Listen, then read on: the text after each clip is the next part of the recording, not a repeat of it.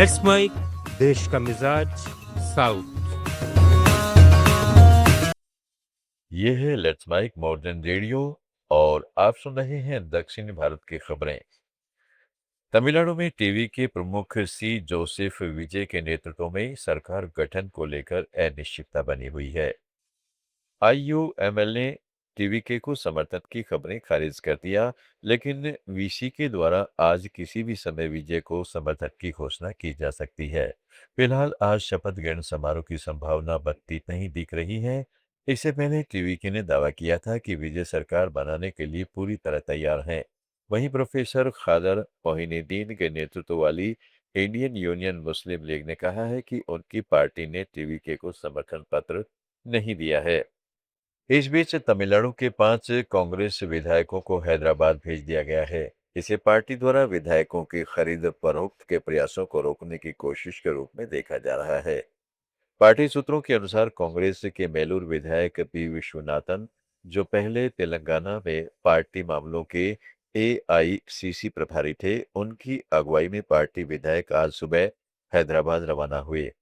सूत्रों ने बताया है कि कांग्रेस से पहले ही टीवीके को अपना समर्थन दे चुकी है।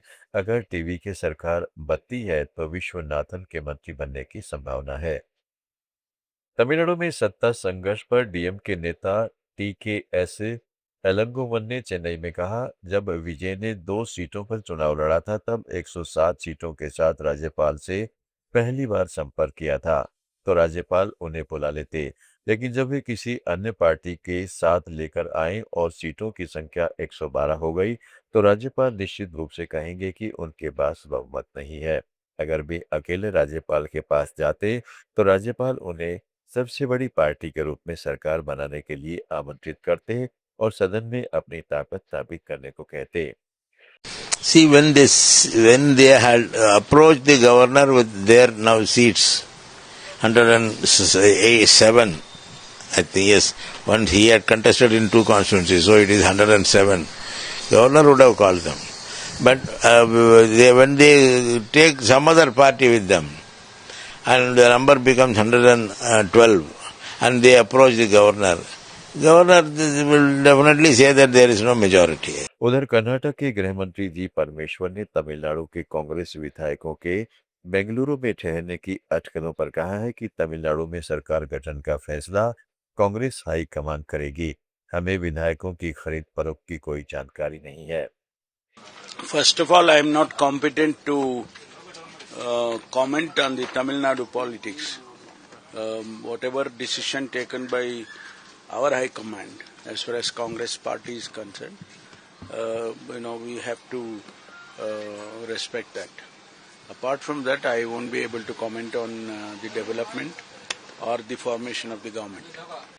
केरल विधानसभा चुनाव में यूडीएफ की जीत के 4 दिन बाद भी कांग्रेस द्वारा अगले मुख्यमंत्री के नाम की घोषणा नहीं किए जाने से पार्टी वरिष्ठ नेताओं बीवी सतीशन, केसी वेणुगोपाल और रमेश चेन्निथला के समर्थन राज्य भर में शक्ति प्रदर्शन करने लगे हैं।